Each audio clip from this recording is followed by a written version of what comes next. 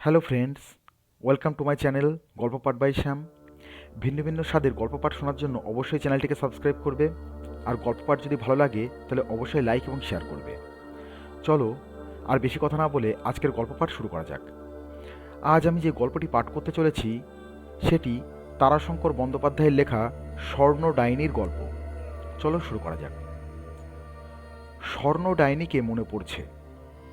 শুকনো কাঠির মতো চেহারা, একটু কুঁজো, মাথায় কাঁচা পাকা চুল, হাটে তরিতরকারি কিনে গ্রামের ঘরে ঘরে বেচে বেড়াত। চোখ দুটো ছিল নুরুনের চেরা চোখের মতো ছোট, দৃষ্টি তীক্ষ্ণই ছিল, কিন্তু ডাইনি শুনে মনে হতো সে চোখ যেন আমার ভেতরে ঢুকে আমার হৃৎপিণ্ডটা খুঁজে ফিরছে। স্বর্ণ গ্রামে বড় কারোর ঘরে ঢুকত না। আমার অনেক বয়স পর্যন্ত স্বর্ণ বেঁচে ছিল। আমরা স্বর্ণ পিসে বলতাম।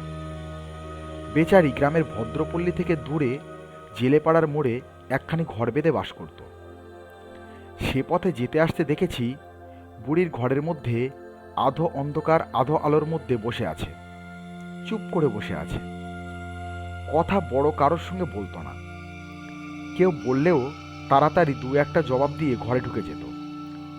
তার শেষকালটায় আমি বুঝেছিলাম তার বেদনা, মর্মান্তিক বেদনা ছিল তার। নিজেরও তার বিশ্বাস ছিল সে ডাইনি। কাউকে স্নেহ করে সে মনে মনে শিউরে উঠত। কাউকে দেখে চোখে ভালো লাগবে সে ভয়ে চোখ বন্ধ করত। দুই ক্ষেত্রেই তার শঙ্কা হতো সে বুঝি তাকে খেয়ে ফেলবে। হয়তোবা ফেলেছে। বিষাক্ত তীরের মতো তার লোভ গিয়ে ওদের দেহের মধ্যে বিঁধে গিয়েছে। সমগ্র পৃথিবীতে তার আত্মীয় ছিল না, স্বজন ছিল না। রোগে যন্ত্রণায় দুঃখে সমগ্র জীবনটাই সে একা কাটিয়ে গেছে। ডাইনি স্বর্ণ একাই ছিল না, আরও ছিল, কিন্তু স্বর্ণের মতো অপবাদ কারোর ছিল না। সে এক বিস্ময়কর ঘটনা আমার চোখের উপর ভাসছে। জীবনে ভুলতে পারবো না শৈশবের দেখা সেই ছবি। ঘটনাটি বলি। আমাদের বাড়িতে ছিলেন আমাদেরই গ্রামের এক ব্রাহ্মণ কন্যা। রান্নার কাজ করতেন। আমি তাকে বলতাম দাদার মা।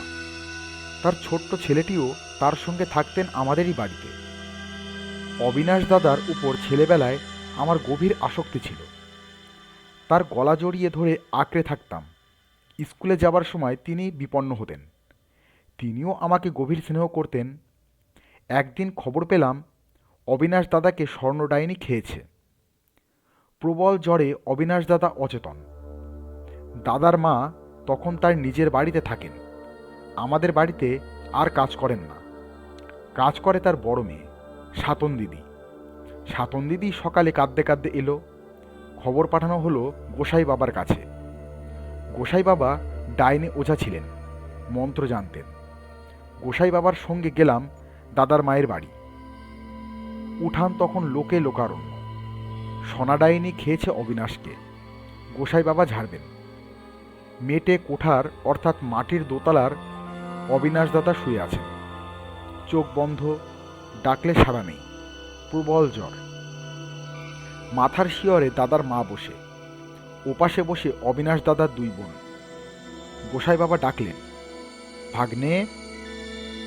গোসাই বাবাকে দাদার মা গোসাই দাদা বলে ডাকতেন। কোনো উত্তর দিলেন না অবিনাশ দাদা। অবিনাশ, অবিনাশ দাদা এবার ঘুরে শুলেন। মর হাঘরে গোসাই, আমি মেয়ে ছেলে, আমাকে কি বলিস তুই?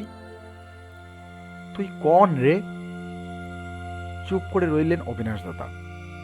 কন হে তু? বলবো না। বলবি না? না। মন্ত্র পড়া শুরু হলো। বিড়বিড় করে মন্ত্র পড়েন গোসাই বাবা, আর মধ্যে ফু দেন, ছু ছু ছু। অবিনাশ পরিত্রাহী চিৎকার করে উঠলেন, বলছি বলছি বলছি, ও গোসাই আর মেরো না, বলছি আমি বলছি। বল তু কন? আমি স্বর্ণ, স্বর্ণ ডাইনি। তু কাহে ইধার? আমি একে খেয়েছি যে। খেলি? কাহে? কাহে খেলি? কি করব? আমার ঘরের সামনে দিয়ে বড় বড় আম হাতে নিয়ে যাচ্ছিল। আমি থাকতে পারলাম না, আমি আম না পেয়ে ওকেই খেলাম। কাহে তো মাংলি না, কাহে কাহে বললি না আমাকে একটু আম দাও? কি করে বলবো, একে লোভের কথা, তার উপরে আমি মেয়ে লোক, আমি লজ্জায় বলতে পারলাম না। হ্যাঁ, তব এবার তুই যা, ভাগ। না, তোমার পায়ে পড়ি, যেতে আমাকে বলো না। আদেশের সুরে গোসাই বাবা বললেন, যা তু, আমি বলছি। না, বিদ্রোহ ঘোষণা করলেন স্বর্ণরায়নী। না, আচ্ছা, এ দিদি, আন সর্ষে। সর্ষে এলো, হাতের মুঠোয় সর্ষে নিয়ে বিড়বিড় করে মন্ত্র পড়ে ছু শব্দে ফু দিয়ে ছিটিয়ে মারলেন অবিনাশ দাদার গায়ে। চিৎকার করে কেঁদে উঠলেন অবিনাশ দাদা। বাবারে, মারে, ওরে মেরে ফেললো রে, ওরে বাবারে। গোসাই বাবা আবার মারলেন সর্ষের ছিটে। যাচ্ছি যাচ্ছি, আমি যাচ্ছি, আর মেরো না। যাবি? হ্যাঁ, যাব। সঙ্গে সঙ্গেই অবিনাশ দাদা কেঁদে উঠলেন, যেতে যে পারছি না। পারছিস নাই?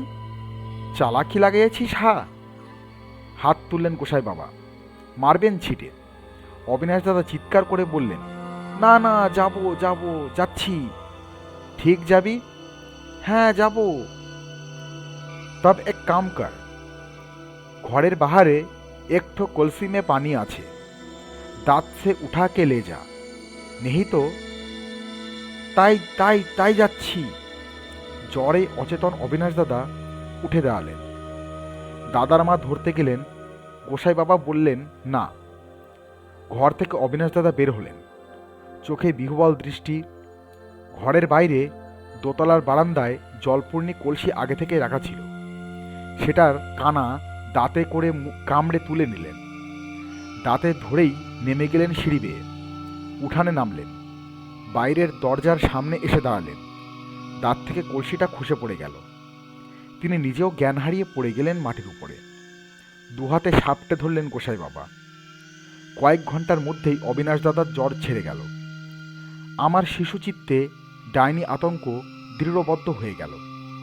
স্বর্ণ সে দফা মার খেয়েছিল, এ কথা বলাই বাহুল্য। অনেক দিন পরে, তখন আমার বয়স 13-14 বৎসর, স্বর্ণ হঠাৎ আমাদের বাড়ি যাওয়া আসা শুরু করলেন। পান তরকারি নিয়ে আসতো। শুনলাম ফুল্লরাতলায় যাওয়া আসার পথে মায়ের সঙ্গে স্বর্ণের কথাবার্তা হয়েছে। মা তাকে বলতেন ঠাকুরঝি, ওইটুকুতেই সে কৃতার্থ। স্বর্ণ আসতো এরপর আমাদের বাড়ি। আমার ভয় চলে গেল। স্বর্ণকে বুঝতে লাগলাম।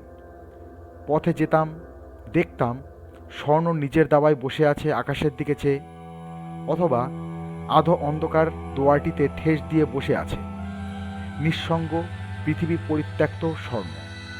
কখনো কথা বলতে সাহস হতো না।